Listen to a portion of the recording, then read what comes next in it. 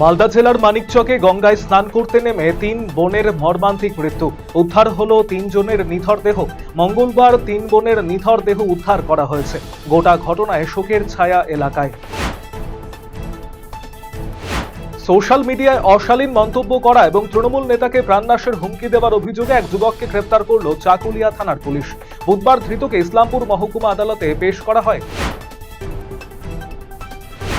মাথাভাঙা শহরে ফের পোস্টার ঘিরে রাজনৈতিক চাঞ্চল্যের সৃষ্টি হয়েছে। বুধবার শহরের বিভিন্ন এলাকায় তৃণমূলের কাউন্সিলর এবং যুব নেতার নামে একাধিক পোস্টার পড়তে দেখা যায়।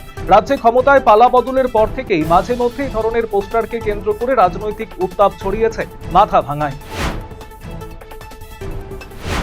অবশেষে 15 দিন পর অচলাবস্থা কাটল পূর্ব মেদিনীপুরের শহীদ মাতঙ্গিনী ব্লকের সেনাপাত্তা টোল প্লাজার 82 জন শ্রমিকের। রাজ্যে পালাবদলের পর 116 নম্বর হলদিয়া কোলাঘাট জাতীয় সড়কে সোনাপাত্তা টোল প্লাজায় গত 5 মে থেকে কাজ বন্ধ করে দেয় টোল প্লাজার দায়িত্বে থাকা সংস্থা। বুধবার বিএমএস এর উদ্যোগে শ্রমিক সংগঠন এবং টোল প্লাজার দায়িত্বরত সংস্থার ম্যানেজারের সাথে ত্রিপাক্ষিক বৈঠক হয় এবং সমাধান সূত্র মেলে। এদিন শ্রমিক সংগঠনের সদস্যরা বিএমএস এ যোগদান করেন। পাশাপাশি স্থির হয় আগামীকাল বৃহস্পতিবার থেকে সকলেই কাজে যোগদান করবে। এদিন কাজের অনিশ্চয়তা কাটার কারণে চলে শ্রমিকদের মধ্যে মিষ্টি মুখের পর্ব।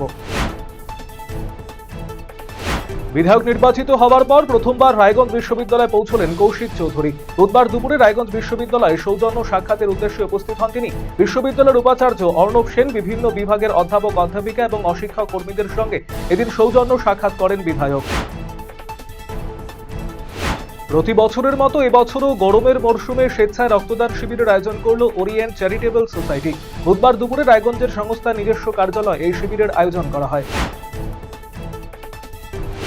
অভিনব উদ্যোগ গ্রহণ করল রায়গঞ্জের হাতিয়া উচ্চ বিদ্যালয়। বুধবার বিদ্যালয়ের উদ্যোগে অষ্টম, নবম এবং দশম শ্রেণীর মোট 35 জন ছাত্রছাত্রীকে নিয়ে যাওয়া হয় রায়গঞ্জের প্রখ্যাত মৃৎশিল্পী ভানু পালের মৃৎশিল্পালয়ে। সেখানে পড়ুয়াদের হাতে কলমে প্রতিমা তৈরির সম্পূর্ণ প্রক্রিয়া দেখানো এবং শেখানো হয়।